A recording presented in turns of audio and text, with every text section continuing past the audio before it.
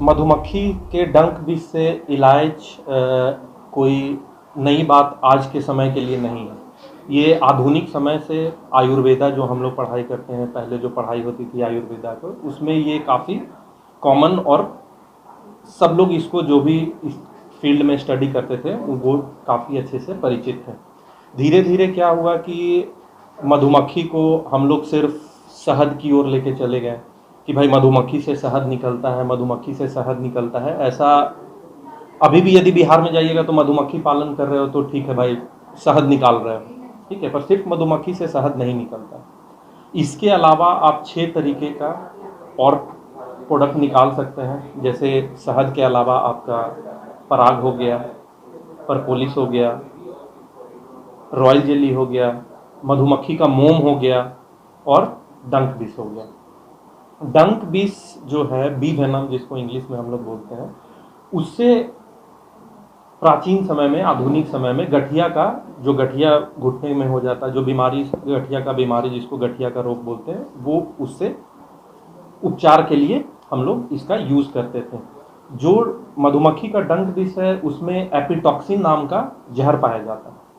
जो डंक विष आप निकालते हैं, ठीक है, उसमें एपिटॉक्सिन नाम का जहर पाया जाता है और उसी से फार्मास्यूटिकल कंपनी जो होती हैं हमसे रॉ में खरीदती हैं। रॉ मतलब कि हम जैसे उसको एक्सट्रैक्ट किए, वो उसी फेज में उनको परचेज करती है, ठीक है। उसमें एपिटॉक्सिन नाम का जहर बनाया जाता है।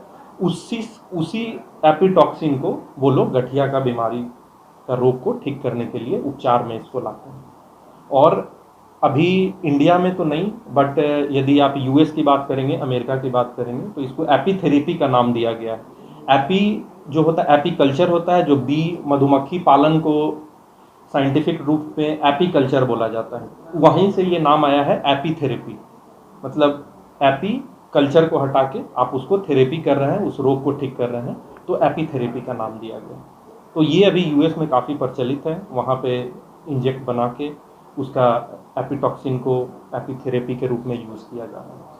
आपके पास ये आइडिया कैसे आया कि आपको ये करना है? ये देखिए, मैं इंडिया में 2019 में आया हूँ, शायद आपको पता नहीं होगा। मेरी जो डिग्री है जर्मनी से की हुई है, मैंने बैचलर मास्टर्स वहीं से कर रखा है। वहाँ पे मैं 2011 में ही गया था अपना बैचलर्स मास्टर्स के लिए। मैकेनिकल इंजीनियरिंग था मेरा वहाँ पे। तो वहाँ पे मैंने देखा बहुत सारे मेरे वहाँ पे जो ऐसे फ्रेंड थे जो वहाँ के लोकल थे, ठीक है, उन्हीं में मैंने देखा कि बहुत लोग वहाँ पे मधुमक्खी पालन कर रहे हैं और जो उनका जिस तरीके से वो मधुमक्खी पालन कर रहे थे वो आधुनिक था।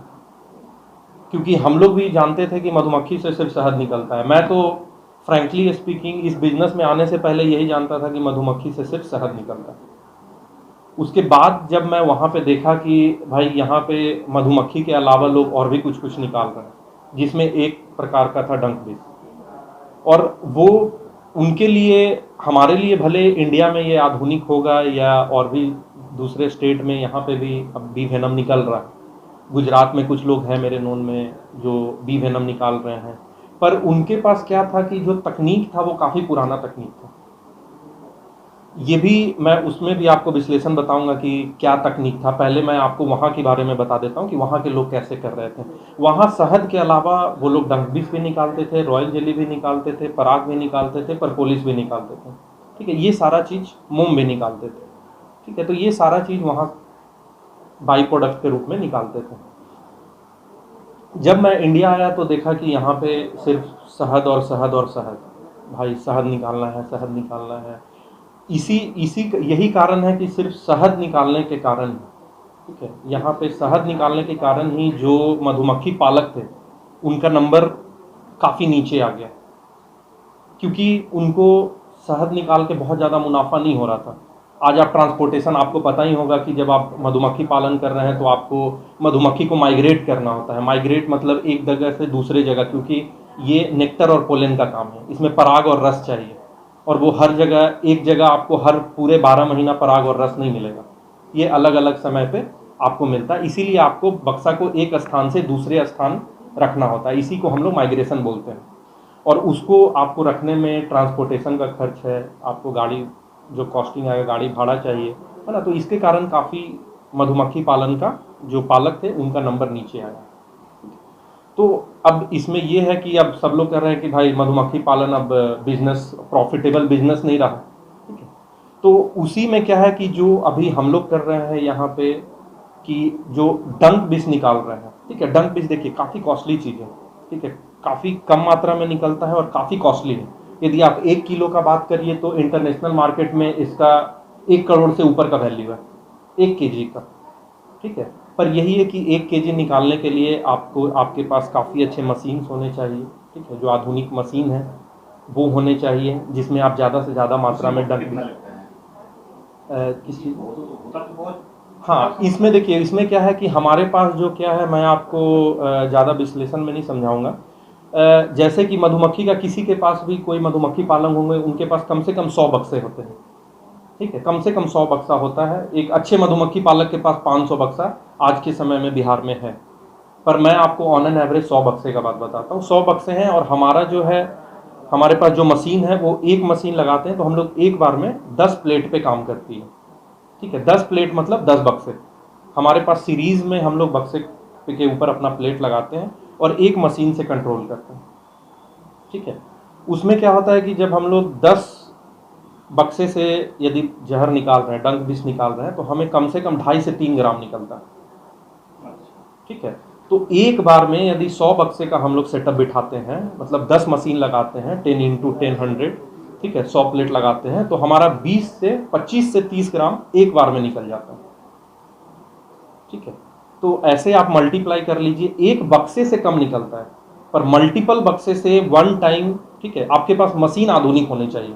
एक पहले जमाने का भी मशीन काफ़ी चलते आ रहा, वो भी जर्मनी से ही बन के आया था, ठीक है। वो मशीन भी चल रहा है, बट वो उतना कारगर मशीन नहीं है। पर जो अभी मशीन हमारे पास है, जो अभी हम लोग यूज़ कर रहे हैं, हमारा 10 प्लेट से 2.5 से 3 ग्राम एक बार में निकल जाता है। तो एक सेटअप ड्यूरेशन भी होता है विष निकालने हाँ, मशीन निकालने का जो है 45 मिनट, 40 मिनट, 45 मिनट हम लोग उसको बक्से को लगाते हैं, उस मशीन को लगाते हैं बक्से के ऊपर, और 40 से 45 मिनट का ये सेशन होता है। मतलब 100 बक्से को आप 40 से 45 मिनट तक कंट्रोल कर रहे हैं, ठीक है। आपको 25 से 30 ग्राम निकल जाएगा।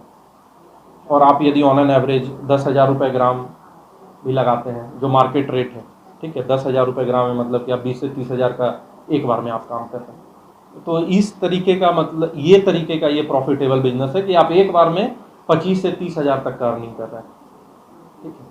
तो यहाँ पे क्या है कि किसान लोगों को क्यों नहीं कर रहे हैं, ये प्रश्न आपका एक हो सकता है कि यहाँ के किसान या भारत के किसान क्यों नहीं कर रहे हैं इसको। इसका सीधा सा उत्तर है मेरे पास, हमारे पास ट्रेनिंग का अभाव है, हमारे पास टेक्नोलॉजी का अभाव है। बिहार सरकार इसमें काफ़ी अच्छा काम कर रही है। अभी हम हॉर्टिकल्चर से भी जुड़े हुए हैं, बामिसी से भी जुड़े हुए हैं। यहाँ पे जो है अभी हम लोग को काफ़ी ट्रेनिंग के लिए और न्यू टेक्नोलॉजी, जो किसान है, जो फार्मर हैं, उनको समझाने के लिए ये काफ़ी अभी चल रहा है मुहिम।